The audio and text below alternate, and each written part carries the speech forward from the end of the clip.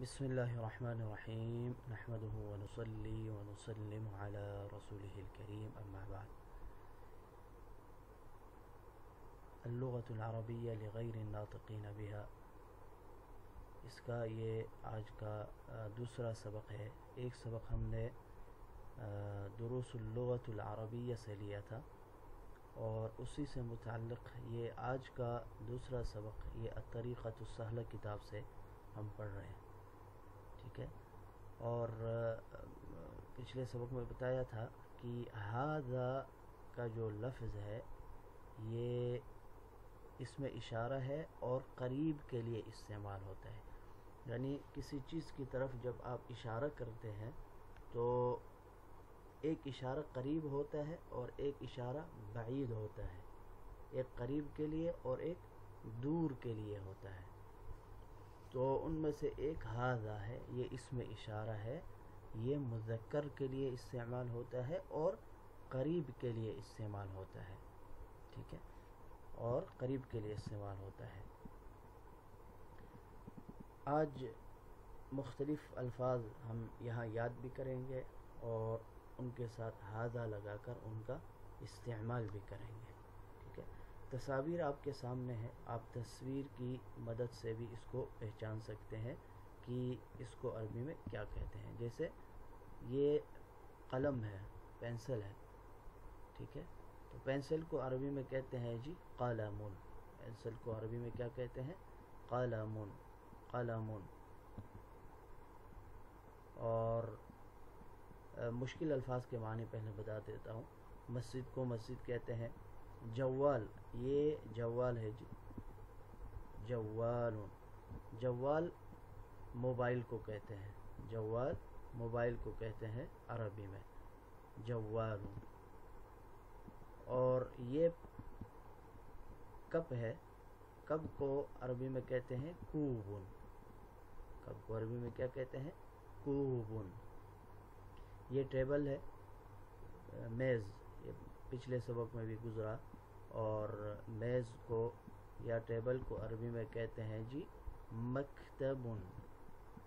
مکتبن میز کو کہتے ہیں. کرسی کو کرسی کہتے ہیں. اور یہ صندوق ہے، صندوق کو عربی میں بھی صندوق کہتے ہیں. اچھا، یہ الماری ہے. یہ کیا ہے جی؟ الماری ہے. تو الماری کو عربی میں کہتے ہیں دولابن. دولابن. اور یہ کھڑکی ہے، کھڑکی، ونڈو. کھڑکی کو عربی میں شباکن کہتے ہیں. شباکن کہتے ہیں. یہ بلب ہے، بلب. تو بلب کو عربی میں کہتے ہیں جی مصباح. کیا کہتے ہیں جی؟ مصباح. ان الفاظ کو آپ نے یاد کرنا ہے. یہ دروازہ ہے، دروازہ. تو دروازہ کو عربی میں کہتے ہیں بابن. دروازہ کو عربی میں کیا کہتے ہیں؟ بابن. یہ کمپیوٹر ہے، کمپیوٹر. کمپیوٹر کو حاسوب کہتے ہیں. حاسوبن. حاسوبن. اور یہ قمیص ہے، قمیص کو عربی میں بھی قمیص کہتے ہیں. اور یہ پلیٹ ہے، پلیٹ کو عربی میں صحن بولتے ہیں. پلیٹ کو عربی میں صحن بولتے ہیں. اچھا، یہ دو بچے اور بیچ میں یہ شخص، یعنی یہ باپ اور اس کے ساتھ دو بچے ہیں. تو باپ کو یا والد کو عربی میں والدن بولتے ہیں. کیا بولتے ہیں جی؟ والدن. تو یہ الفاظ کے معانی ہوئے. اب ان سب کے ساتھ ھذا لگا کے ان کی مشق کریں. ھذا قلم. ھذا قلم قریب کے لیے ہے. ھذا قلم، یہ قلم ہے، یہ پینسل ہے. ھذا مسجد. ھذا مسجد، یہ مسجد ہے، یہ مسجد ہے. اچھا، ہے، تھا، تھی، ہیں، ہوں، ان کے لیے عربی کے اندر کوئی خاص لفظ جو ہے وہ مقرر نہیں ہے.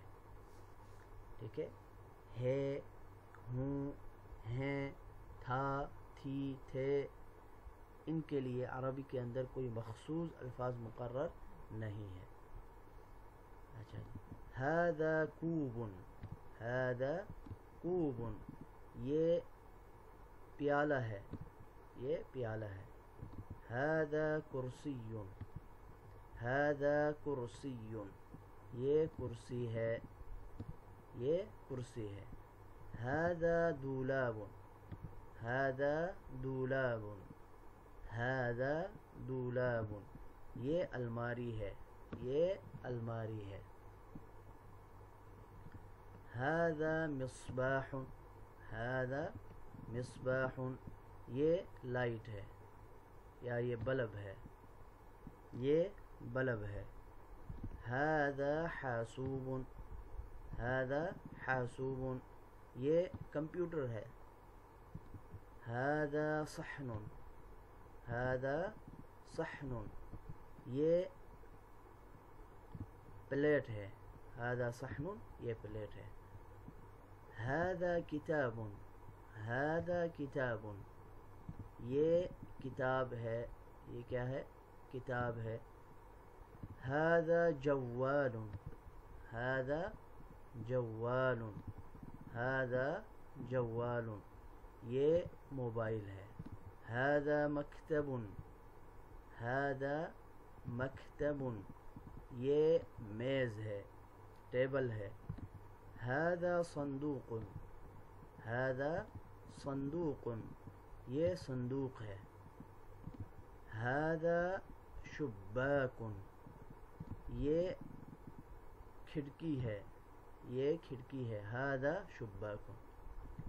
هذا باب، هذا باب، یہ دروازہ ہے، یہ دروازہ ہے. هذا قمیص، یہ قمیص ہے، یہ قمیص ہے. هذا والد، هذا والد، یہ والد ہے. اچھا، اب ایک آسان سا کام آپ یہ بھی کر سکتے ہیں کہ جیسے قلم ہے، قلم، مسجد، کوب، یہ جتنے بھی الفاظ یہاں پہ آئے ہیں سب کے آخر میں صرف ایک حرف کا اضافہ کریں. صرف ایک حرف یا کا آپ اضافہ کریں گے تو اس کی نسبت خود اپنی ذات کی طرف ہو جائے گی. جیسے هذا قلم، یہ قلم ہے. هذا قلم، یہ قلم ہے. اب اسی قلم کے آخر میں آپ صرف یا کا اضافہ کر دیں، صرف یا کا. قلم سے قلمی، میں یہاں لکھ کے آپ کو دکھاتا ہوں. یہ